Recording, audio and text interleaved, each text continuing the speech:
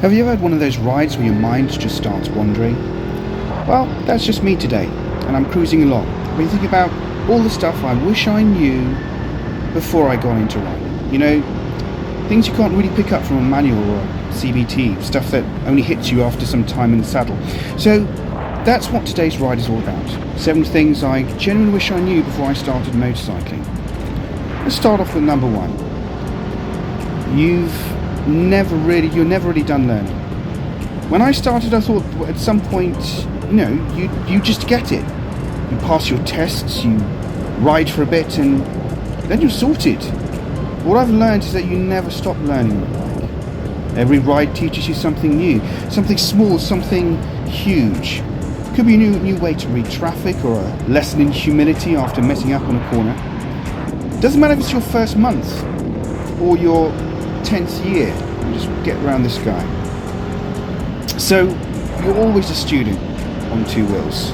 You never stop learning. The second thing is gear isn't just all about crashes. I used to think motorcycling was just for accidents.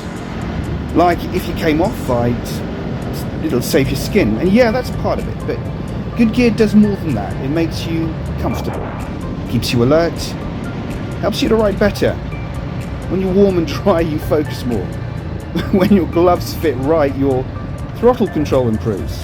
And honestly, if you ever try to ride with foggy glasses and the wrong jacket in freezing rain, you know exactly what I mean. Now, thirdly, most danger is predictable. Now, I used to think riding was dangerous in this sort of random, uncontrolled way. When I realised that most of the danger is predictable, some junctions, same kind of riders, same situations, like someone's pulling out without looking, or a car drifting into your lane. Once you start to see the patterns, you ride differently, you back off earlier, you don't linger in the blind spots. And that's where awareness becomes second nature over time. Now, the fourth thing, slow control is the hidden superpower. Now, I'll admit it, when I started, I focused way too much on going fast.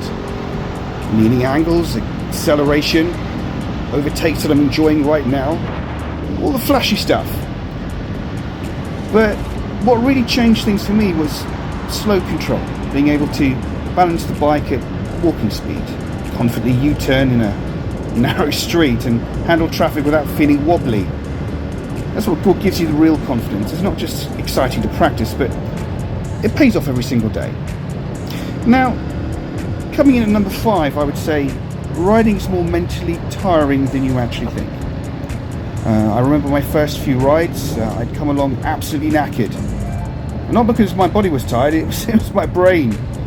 You're constantly scanning mirrors, road surface, traffic, pedestrians. Whether engine sound, gear changes, it's pretty well non-stop. And that mental load can be a shock when you start out. Now, over time, your brain builds the capacity for it, but even now, after a few good riding hours, so to say, I still feel that fatigue, and weirdly, I like it. It reminds me of being fully engaged. Now, at number 6, maintenance matters more than what I thought. Early on, I was guilty of skipping maintenance a little bit. I thought I'll sort the chain out later, or tyres seemed fine.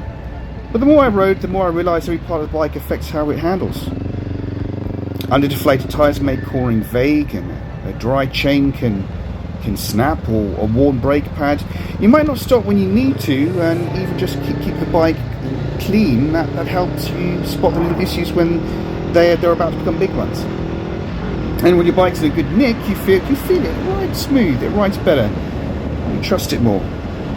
Now, number 7, riding changes how you see the world.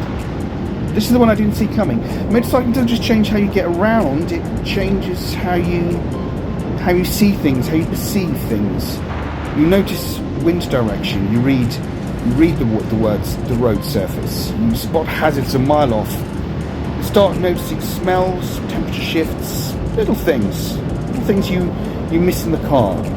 There's this sense of presence, of being part of your surroundings. You're not sealed off from them. It slows you down mentally, even when you're moving fast.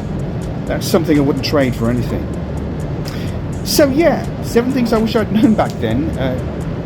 Not regrets, just realizations that come with actual experience. And if you're new to riding, maybe a few of these resonate with you or help you dodge a mistake or two.